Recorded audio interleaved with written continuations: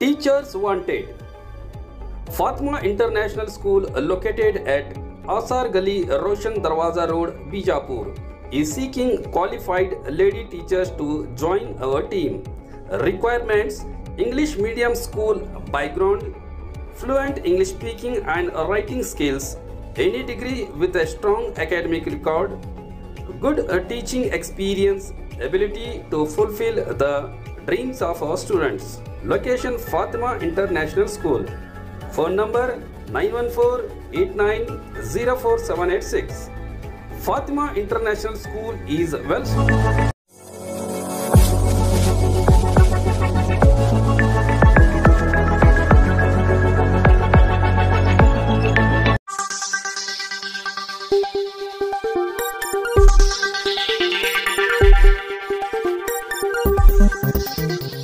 स्वागत है आपका यस न्यूज कर्नाटक एक्सप्रेस में। मैं आपके साथ सुफियान। ಇಂದಿನ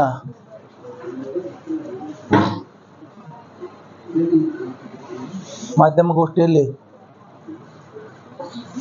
ನಾನು ನಾಗರಾಜ್ ಲಂಬೋರು ಪ್ರಯಾಗ್ ಕಲಾದಿಗರು ಭಾಗವಹಿಸ್ತಾ ಇದ್ದೀವಿ.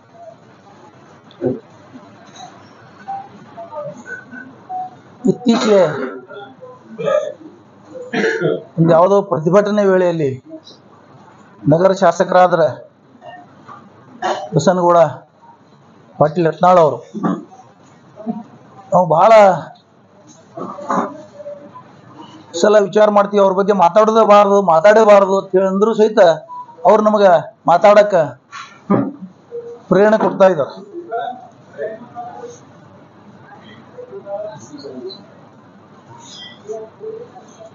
ಕರ್ನಾಟಕದಲ್ಲಿ, ಇಡೀ ರಾಜ್ಯದಲ್ಲಿ ವಕಫ್ ಆಸ್ತಿಗಳ ಬಗ್ಗೆ ಮಾತನಾಡಿದ್ದಾರೆ. ಈ ವಕಫ್ ಕಾನೂನನ್ನ ರದ್ದುಪಡಿಸಲಿಕ್ಕೆ ನರೇಂದ್ರ ಮೋದಿ ಅವರಿಗೆ ಪತ್ರ ಬರೆದೀನಿ ಅಂತ ಹೇಳಿದ್ದಾರೆ. ನಾನು ಈ ಸಂದರ್ಭದಲ್ಲಿ ತಮ್ಮ ಮುಖಾಂತರ ಬಸನಗೌಡರಿಗೆ ಒಂದು ಮಾತು ಹೇಳ್ತೇನೆ. ಬಸನಗೌಡರು ಹುಟ್ಟುವುದಕ್ಕಿಂತಲೂ ಪೂರ್ವದಲ್ಲಿ, ಅವ್ರ ತಂದೆಯವರು ಹುಟ್ಟುವುದಕ್ಕಿಂತಲೂ ಪೂರ್ವದಲ್ಲಿ, ಸ್ವಾತಂತ್ರ್ಯಕ್ಕಿಂತಲೂ ಪೂರ್ವದಲ್ಲಿ ಈ ದೇಶದಲ್ಲಿ ಬ್ರಿಟಿಷ್ ಸರ್ಕಾರ ಇದ್ದಾಗ ವಕ್ಫ್ ಕಾನೂನು ಜಾರಿಯಲ್ಲಿದೆ. ಬಸನಗೌಡರಿಗೆ ಬಹುತೇಕ ವಕ್ಫ್ ಅನ್ನೋದು ಶಬ್ದದ ಅರ್ಥ ಗೊತ್ತಿಲ್ಲ ಅವ್ರಿಗೆ. ಯಾವ ತರ ಮುಜರಾಯಿ ಇಲಾಖೆಯಲ್ಲಿ ಆಸ್ತಿಗಳಿದಾವೋ ಅದರ ಒಡೆತನ, ಮುಜರಾಯಿ ಇಲಾಖೆಗಳ ಒಡೆತನ ಸಹಿತ ಸರ್ಕಾರದಲ್ಲ, ಆಯಾ ಮುಜರಾಯಿ ಸಂಸ್ಥೆಗಳದ್ದು, ಆಯಾ ದೇವಸ್ಥಾನಗಳದ್ದು ಒಡೆತನ ಇರ್ತದೆ. ಇಲ್ಲಿನೂ ಸಹಿತ ವಕ್ಫ್ ಆಸ್ತಿಗಳು ಯಾರು ಕೊಟ್ಟಿದ್ದಲ್ಲ, ಯಾವುದೇ ಸರ್ಕಾರದಿಂದ ಬಂದಂತ ಆಸ್ತಿ ಅಲ್ಲ ಇವು. ಇದನ್ನು ಮೊದಲು ಗಮನಿಸಬೇಕು. ಯಾರು ಖರೀದಿ ತಗೊಂಡಿದ್ದು ಅಲ್ಲ. ಮುಸ್ಲಿಂ ಸಮಾಜಕ್ಕೆ ಸೇರಿದ ವ್ಯಕ್ತಿಗಳು ತಮ್ಮ ಆಸ್ತಿಯನ್ನ, ವಸ್ತುಗಳನ್ನ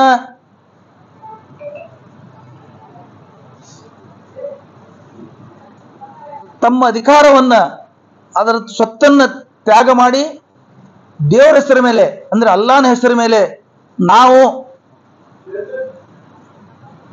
ಈ ಆಸ್ತಿಯನ್ನ, ನಾವು ನಮ್ಮ ಹಕ್ಕನ್ನ ಬಿಟ್ಟು ಕೊಡ್ತಾ ಇದ್ದೀವಿ ದೇವರ ಹೆಸರ ಮೇಲೆ ಅಂತ ಯಾರು ಹೇಳಿರ್ತಾರೋ ಆ ಆಸ್ತಿ ವಕ್ಫ್ ಆಸ್ತಿ ಆಗ್ತವೆ. ವಕ್ಫ್ ಅಂದ್ರೆ ಏನು ಅನ್ನೋದು ವಕ್ಫ್ ಕಾನೂನಿನ 3ನೇ ಕಲಮಿನಲ್ಲಿ ಸ್ಪಷ್ಟವಾಗಿ ಹೇಳಿದ್ದಾರೆ. ಬಸನಗೌಡರಿಗೆ ಟೈಮ್ ಸಿಕ್ಕರೆ ಅದು ತರಿಸಿ ಅಭ್ಯಾಸ ಮಾಡ್ಬೇಕು. ಒಂದ್ಸಲ ವಕ್ಫ್ ಕೊಟ್ಟ ಮೇಲೆ ಆ ವ್ಯಕ್ತಿ ಆಗಲಿ, ಆ ಸಮಾಜ ಆಗಲಿ ಅದನ್ನು ವಾಪಸ್ ತಗೊಳ್ಳಕ್ಕೂ ಸಹಿತ ಆ ವ್ಯಕ್ತಿಗೆ ಮತ್ತು ಆ ಸಮಾಜಕ್ಕೆ ಅಧಿಕಾರ ಇಲ್ಲ. ಅದು ದೇವರ ಆಸ್ತಿ.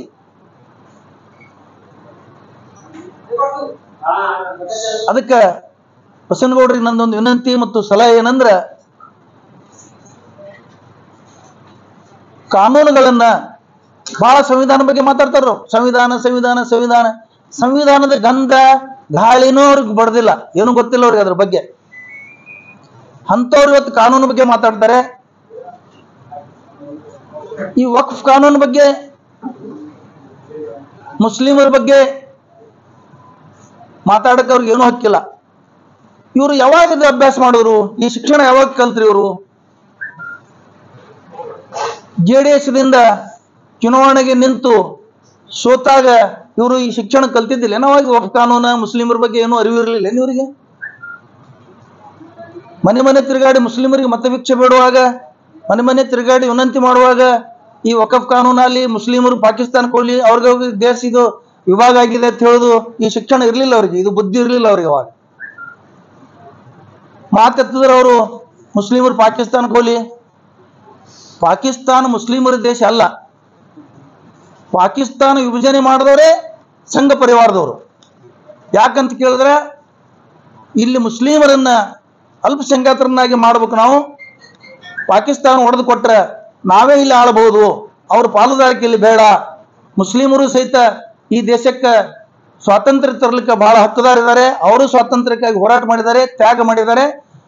ಅವ್ರು ನಮ್ಮ ಜೊತೆ ಇದ್ರೆ ಕಾಂಪಿಟೇಷನ್ ಆಗ್ತದೆ, ಪ್ರಬಲ ಸ್ಪರ್ಧೆ ಆಗ್ತಾರೆ ಅಧಿಕಾರಕ್ಕೆ ಅಂತ ಹೇಳಿ ಸ್ವಾತಂತ್ರ್ಯಕ್ಕಿಂತಲೂ ಪೂರ್ವದಲ್ಲಿನೇ, ಸುಮಾರು 25 ಪೂರ್ವದಲ್ಲಿನೇ ಮೊದಲೇನೆ ಅವರು ಈ ದೇಶ ವಿಭಾಗ ಆಗಬೇಕು ಅಂತ ಹೇಳಿ ಬ್ರಿಟಿಷರು ಒತ್ತಡ ಹಾಕ್ತಾ ಇದ್ರು. ಮತ್ತು ಹಿಂದೂ ಮಹಾಸಭಾ, ಅಖಿಲ ಭಾರತ ಹಿಂದೂ ಮಹಾಸಭಾ ನಿರ್ಣಯನೂ ಕೈಗೊಂಡಿದ್ದ ರೆಕಾರ್ಡ್ಗಳಿದಾವ. ದಯವಿಟ್ಟು ಬಸನಗೌಡರ ಹೋಗಿ ನೋಡ್ಕೋಬೇಕು.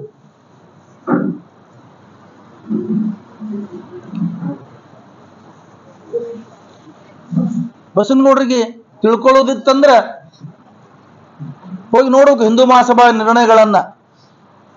ಡಾಕ್ಟರ್ ಬಾಬಾ ಸಾಹೇಬ್ ಅಂಬೇಡ್ಕರ್ ಅವರು 10 ಸಂಪುಟಗಳಲ್ಲಿ ಪುಸ್ತಕ ಬರೆದಿದ್ದಾರೆ. ಶಿವಮೊಗ್ಗದ ಕುವೆಂಪು ಯೂನಿವರ್ಸಿಟಿ ಆ 10 ಪುಸ್ತಕಗಳನ್ನ ಸಂಪುಟ ರೂಪದಲ್ಲಿ ಕನ್ನಡದಲ್ಲಿ ಪ್ರಿಂಟ್ ಮಾಡಿದ್ದಾರೆ. ಬಸನಗೌಡರು ಅವು ತರಿಸಿ ಓದಬೇಕಂತೇಳಿ ನನ್ನ ವಿನಂತಿ ಈ ಸಂದರ್ಭದಲ್ಲಿ ತಮ್ಮ ಮುಖಾಂತರ. ಮಾತೆತ್ತಿದ್ರೆ ಪಾಕಿಸ್ತಾನ ಕೊಟ್ಟುಬಿಟ್ಟಿದೆ, ಹೋಗ್ಬೇಕು.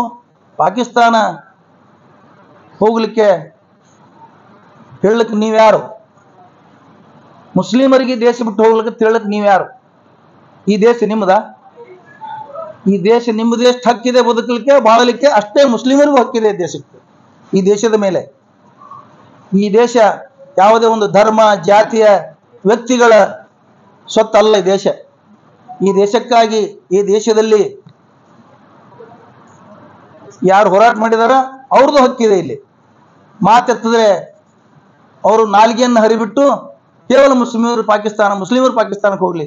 ಮತ್ತು ಅವಾಗ ನೀವು JDS ಸ್ಪರ್ಧೆ ಮಾಡಿ ಸೋತಾಗ ಯಾಕೆ ಗೊತ್ತಾಗಲಿಲ್ಲ ನಿಮಗೆ? ಅವಾಗ ಮುಸ್ಲಿಮರ ಸಲುವಾಗಿ ಪಾಕಿಸ್ತಾನ ಕೊಟ್ಟರೆ ನೀವು ಅಲ್ಲೇ ಹೋಗ್ರಿ, ಮತ್ತು ನೀವು ಮತ ಬಿಡ್ಲಿಕ್ಕೆ ಅಲ್ಲೇ ಹೋಗ್ಬೋದಾಗಿತ್ತಲ್ಲ. ಇಲ್ಲಿ ಮುಸ್ಲಿಮರಿಗೆ ಯಾಕೆ ನೀವು ಮತ ಬಿಡಿದ್ರಿ? ನೀವು ಮಾನ ಮರ್ಯಾದೆ ಎಲ್ಲ ಕಳ್ಕೊಂಡು ಇವತ್ತು ಮಾತಾಡ್ತಾ ಇದ್ದೀರಿ. ನಿಮ್ಮ ನಾಲ್ಗೆ ಮೇಲೆ ಹಿಡುತ್ತಿಲ್ಲ. ನಾನು ಈ ಸಂದರ್ಭದಲ್ಲಿ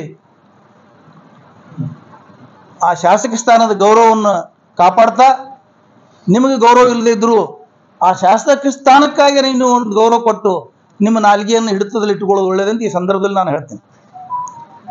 ಈ ದೇಶದ ಸ್ವಾತಂತ್ರ್ಯಕ್ಕಾಗಿ ಸುಮಾರು 5 ಲಕ್ಷ ಮುಸ್ಲಿಮರು, 5 ಲಕ್ಷಕ್ಕಿಂತ ಮೇಲ್ಪಟ್ಟ ಮುಸ್ಲಿಮರು ಪ್ರಾಣ ತ್ಯಾಗವನ್ನು ಮಾಡಿದ್ದಾರೆ, ತಮ್ಮ ಆಸ್ತಿ ಪಾಸ್ತಿನ ಹಾಳು ಮಾಡ್ಕೊಂಡಿದ್ದಾರೆ. ನೀವು ಯಾವ ಪಕ್ಷದಲ್ಲಿದ್ದೀರಿ ಗೊತ್ತಾ ನಿಮಗ? ಈ ದೇಶಕ್ಕೆ ಸ್ವಾತಂತ್ರ್ಯ ಬಂದ ಮೇಲೆ ದಲಿತರಿಗೆ, ಹಿಂದುಳಿದವರಿಗೆ, ಅಲ್ಪಸಂಖ್ಯಾತರಿಗೆ ಮತದಾನ ಹಕ್ಕು ಕೊಡ್ತಿದ್ರ. ನಮಗೆ ಸ್ವಾತಂತ್ರ್ಯ ಬೇಡತ್ತ ಬ್ರಿಟಿಷರಿಗೆ ಬರ್ಕೊಟ್ಟಂತ ಪಕ್ಷದಲ್ಲಿ ಇದ್ದೀರಿ ನೀವು ಇವತ್ತ. ಆ ಸಂಸ್ಕೃತಿಯ, ಆ ಸಂತತಿಯ ಪಕ್ಷದಲ್ಲಿ ಇದ್ದೀರಿ ಇವತ್ತು. ನೀವು ಅರಿವು ಮಾಡ್ಕೋಬೇಕು. ನೀವು ಇವತ್ತ ಸಾವರ್ಕರ್ ಅವರು, ಅವರ ಟೀಮ್ ಇದನ್ನು ಬರ್ಕೊಟ್ಟಿದ್ದ ರೆಕಾರ್ಡ್ಗಳಲ್ಲಿದೆ. ಇವತ್ತ ನೀವು ಅಭ್ಯಾಸ ಮಾಡೋಕೆ ಇದೆಲ್ಲ. ಇನ್ನ ಭಾರತದ ಮುಸ್ಲಿಮ್ರು ಯಾರು? ತಮ್ಮ ತಿಳುವಳಿಕೆಗೆ ಒಂದು ಮಾತು ಹೇಳ್ತೀನಿ ನಾನು. ಇಲ್ಲಿ ಭಾರತದ ಮುಸ್ಲಿಮರು ಮೊದಲು ಈ ದೇಶದ ಆದಿವಾಸಿಗಳು ಮತ್ತು ಈ ದೇಶದ ದಲಿತರು, ದ್ರಾವಿಡರು, ಇಲ್ಲಿಯವರು, ಇವರು ಇಸ್ಲಾಂ ಧರ್ಮವನ್ನು ಸ್ವೀಕಾರ ಮಾಡಿದರು. ಅವಾಗ ಇವರು ಇಲ್ಲಿ ಮುಸ್ಲಿಮರಾದರು. ಇವರೆಲ್ಲರೂ ಏನು ಅಪಪ್ರಚಾರ ಮಾಡ್ತಾರೆ? ಮೊಘಲರು ಬಂದರು, ಬಂಡಾಯ ದೇಶಕ್ಕೆ ಬಂದರು, ಮತಾಂತರ ಮಾಡಿದ್ರು, ಎಲ್ಲ ಸುಳ್ಳು. ಮೊಘಲರು ಬಂದರು, ಅವರು ಆಳ್ವಿ ಮಾಡಿದ್ರು, ತಮ್ಮ ಕಾಲ ಮುಗಿಸಿದ್ರು, ಅವ್ರು ಹೋಗಿಬಿಟ್ರು. ಇಲ್ಲಿ ಮುಸ್ಲಿಮರಿಗೂ ಆ ಮೊಘಲರಿಗೂ ಪರದೇಶದಿಂದ ಬಂದಂಥ ಮುಸ್ಲಿಮರಿಗೂ ಏನೇನೂ ಸಂಬಂಧ ಇಲ್ಲ, ಯಾವುದೇ ರೀತಿಯ ಸಂಬಂಧ ಇಲ್ಲ. ಅವರು ಆಳಲಿಕ್ಕೆ ಬಂದರು, ಆಳಿ ಹೋದರು. ಇವರು ಮಾತನಾಡ್ತಾ ಹೇಳಿದ್ದಾರೆ, ಬಿಹಾರದ ಒಂದು ಯಾವ ವಿಶ್ವವಿದ್ಯಾಲಯ 800-900 ವರ್ಷದ್ದು ಹೊಡೆದು ಹಾಕಿದ್ರು. ಆ ಹೊಡೆದು ಹಾಕಿದಾರೋ ಬಿಟ್ಟಿದಾರೋ ನೀವು ಸುಳ್ಳು ಇತಿಹಾಸ ಬರೀತಾ ಇದ್ದೀರಿ, ಸುಳ್ಳು ಇತಿಹಾಸಗಳನ್ನು ಹೇಳ್ತಾ ಇದ್ದೀರಿ. ಇಸ್ಲಾಂ ಧರ್ಮದಲ್ಲಿ ಬೇರೆಯವರ ಆಸ್ತಿ ಪಾಸ್ತಿ ಪ್ರಾಣ ಧಾರ್ಮಿಕ ಸ್ಥಳಗಳು ವಿದ್ಯಾಲಯಗಳಿರಲಿ ಏನೇ ಇರಲಿ ಅವನ್ನ ಟಚ್ ಮಾಡಿದ್ರ ಅವನ್ನ ಹಾಳಾಗಿಡೋದ್ರ ಅವನು ಮುಸ್ಲಿಮ್ನಲ್ಲ ಇಸ್ಲಾಂ ಧರ್ಮೀಯನಲ್ಲ ಅಂತೇಳಿ ಗ್ರಂಥಗಳು ಸಾರಿ ಸಾರಿ ಹೇಳ್ತವೆ. ಅದು ಆಗ್ಲಿ ಸಾಧ್ಯನೇ ಇಲ್ಲ. ಇದೆಲ್ಲಾನು ಸಂಘ ಪರಿವಾರದವರು ಇತಿಹಾಸದ ಫಲದಿಂದ ನೀವು ಈ ತರ ಮಾತಾಡ್ತಾ ಇದ್ದೀರಿ. ಈ ದೇಶದ ಮುಸ್ಲಿಮರು ಈ ದೇಶದ ಪ್ರೇಮಿಗಳು ಈ ದೇಶದಲ್ಲಿ ಹುಟ್ಟಿದ್ದಾರೆ, ಈ ದೇಶದಲ್ಲಿ ಮಣ್ಣು ಹಾಕ್ತಾರೆ ಅವರು. ನೀವು ಯಾವ ತರ ಈ ದೇಶದಲ್ಲಿ ಹುಟ್ಟಿ ಇಲ್ಲೇ ಮಣ್ಣು ಹಾಕ್ತೀರಿ, ಅದೇ ತರ ಮುಸ್ಲಿಮರಿಗೂ ಅಷ್ಟೇ ಹಕ್ಕಿದೆ, ನಿಮಗೂ ಅಷ್ಟೇ ಹಕ್ಕಿದೆ. ಈ ದೇಶಕ್ಕೆ ಇಸ್ಲಾಂ ಯಾವಾಗ ಬಂತು ಅಂತ ಕೇಳಿದ್ರೆ 570ನೇ ಇಸ್ವಿ, ಕ್ರಿಸ್ತಶಕ 570 ಇಸ್ವಿನಲ್ಲಿ ಈ ದೇಶಕ್ಕೆ ಮೊದಲಿಗೆ ಕೇರಳದಲ್ಲಿ ಇಸ್ಲಾಂ ಬಂತು. ಕೇರಳದಲ್ಲಿ ಯಾವ ತರ ಇಸ್ಲಾಂ ಬಂತು ಅಂತ ಕೇಳಿದ್ರೆ ಅಲ್ಲಿ ಪೆರುಮಾಳ್ ಚೇರ್ಮನ್ ಅಂತ ಹೇಳೊಬ್ಬ ರಾಜ ಇದ್ದಲ್ಲಿ. ಆ ಟೈಮ್ದಲ್ಲಿ ಅರಬಸ್ಥಾನದ ಜನ ಕೇರಳ ಮತ್ತು ಸಮುದ್ರದ ಏನು ಗಡಿಯಲ್ಲಿ ಕರಾವಳಿ ಪ್ರದೇಶಗಳಿದಾವ ಅಲ್ಲಿ ವ್ಯಾಪಾರಕ್ಕೋಸ್ಕರ ಅರಬಸ್ಥಾನದ ಮುಸ್ಲಿಮರಲ್ಲಿ ಬರುವುದು ಹೋಗುದು ಮಾಡ್ತಿದ್ರು. ವರ್ಷಾನುಗಟ್ಟಲೆ ಇಲ್ಲಿ ಇರ್ತಿದ್ರು. ಅವಾಗ ಪ್ರವಾದಿ ಮೊಹಮ್ಮದ್ ಪೈಗಂಬರ್ಗೆ ಅವ್ರ ಬಗ್ಗೆ ಚರ್ಚೆ ಆಗ್ತಿರ್ತದೆ. ಆ ಚರ್ಚೆಗಳಲ್ಲಿ ಭಾಗವಹಿಸಿದಾಗ ಆ ರಾಜನ ಆಸ್ಥಾನದಲ್ಲಿ ಅಲ್ಲಿ ವಿದ್ವಾಂಸರು ಬಂದು ಚರ್ಚೆಗಳು ಮಾಡಿದಾಗ ಅವನಿಗೆ ಪ್ರಭಾವಿತ ಆತ್ಮನು, ನಾನು ಪ್ರವಾದಿ ಮೊಹಮ್ಮದ್ ಪೈಗಂಬರನ್ನ ಕಾಣಬೇಕು, ನಾನು ನೋಡಿ ಬರಬೇಕು ಅಂತೇಳಿ.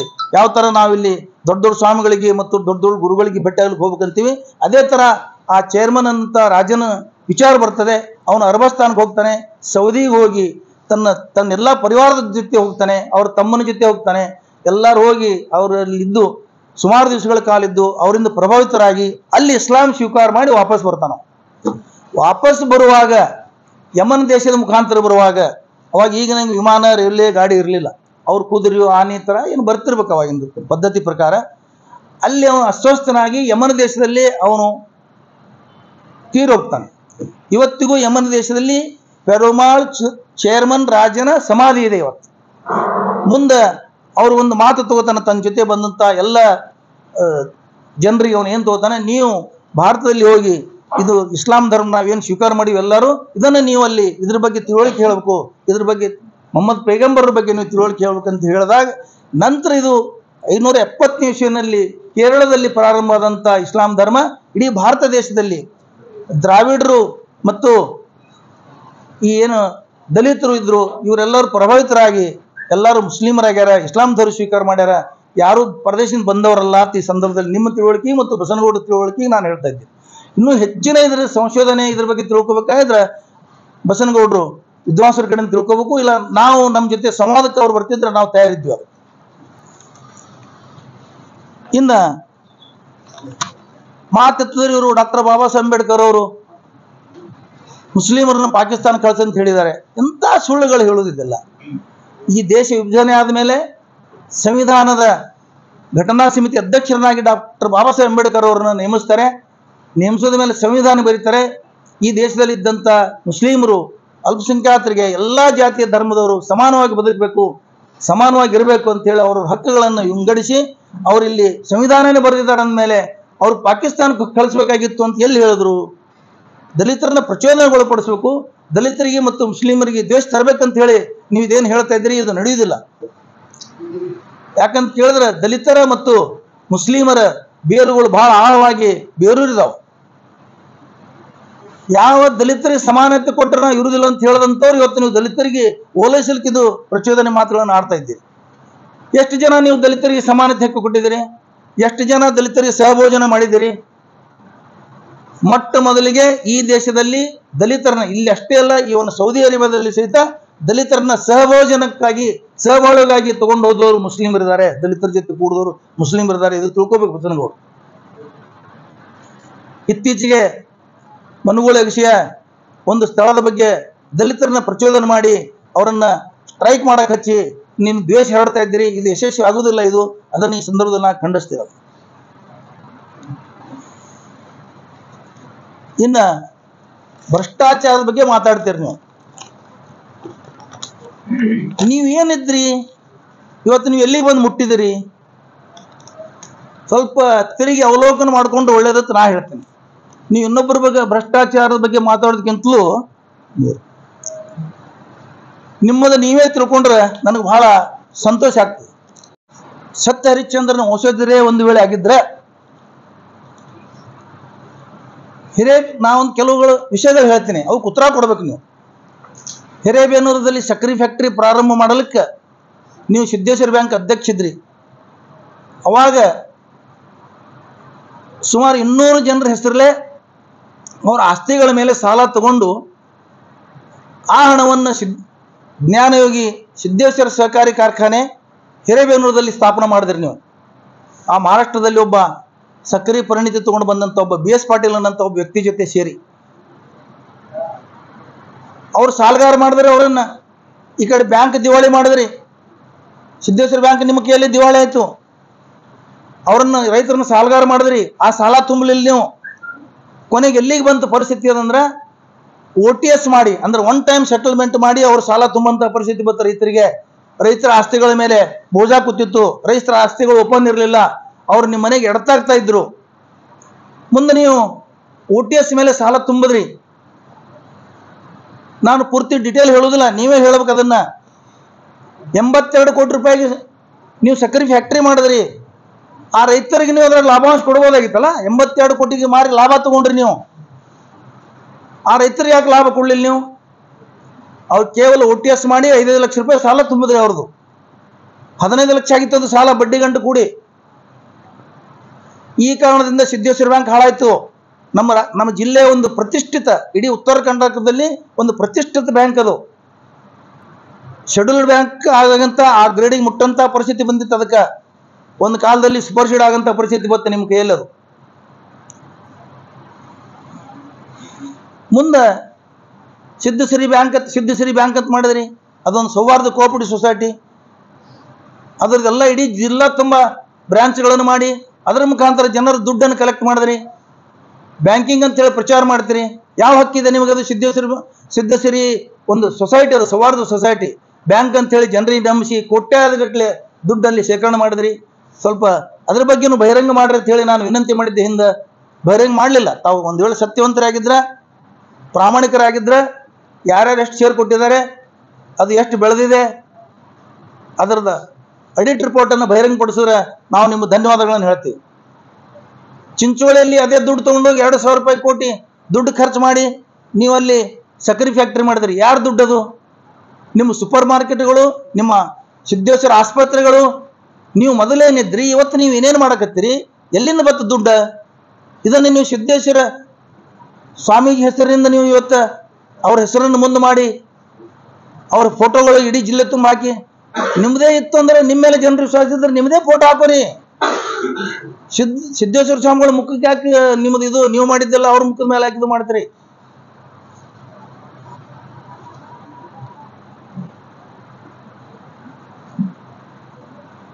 ಭ್ರಷ್ಟಾಚಾರದ ಬಗ್ಗೆ ಮಾತಾಡ್ತೀರಿ.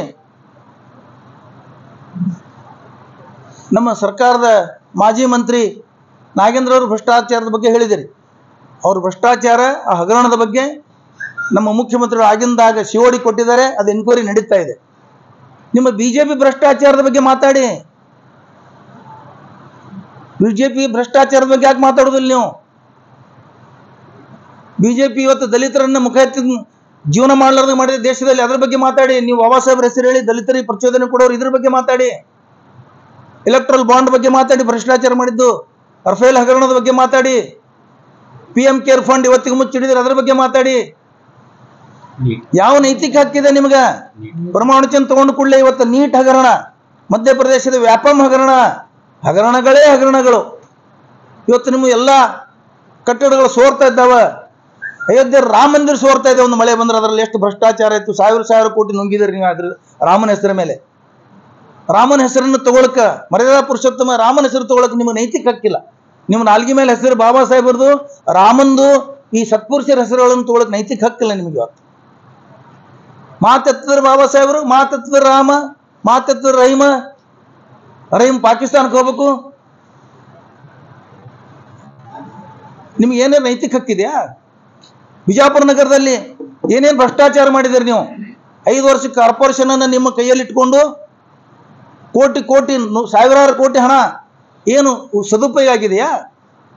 ಕಾಂಕ್ರೀಟ್ ರೋಡ್ಗಳನ್ನು ಮಾಡಿದಿರಿ, ಭ್ರಷ್ಟಾಚಾರಕ್ಕೋಸ್ಕರ ಹೆಚ್ಚಿನ ದರಗಳನ್ನು ಮಾಡಿದಿರಿ.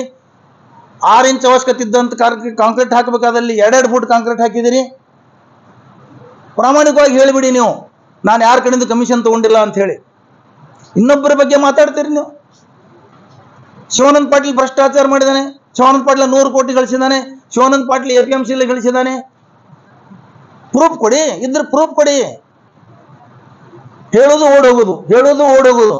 40,000 ರೂಪಾಯಿ BJP ಸರ್ಕಾರ ಹಗರಣದಲ್ಲಿ ಮಾಡಿದೆ ಅಂತ ನಿಮ್ಮ ಸರ್ಕಾರದ ವಿರುದ್ಧ ನೀವು ಆರೋಪ ಮಾಡಿದ್ರಿ. ಅದನ್ನು ಸಾಕ್ಷಿ ಸಮೇತ ಹೇಳಬೇಕಾಗಿತ್ತಲ್ಲ, ಒತ್ತಾಯ ಮಾಡಬೇಕಾಗಿತ್ತಲ್ಲ. ಹೇಳೋದು ಸುಮ್ ಕೂತ್ಬಿಡೋದು. ನಿಮ್ಮ ನಾಲ್ಗಿಗೂ ನಿಮ್ಮ ಮಿದುಳಿಗೂ ಲಿಂಕ್ ಇಲ್ಲ. ನೀವೇನು ಮಾತಾಡ್ತೀರಿ ಅದು ನಿಮ್ಮ ಬಗ್ಗೆ ಕಲ್ಪನಾ ಇಲ್ಲ ನಿಮಗೆ.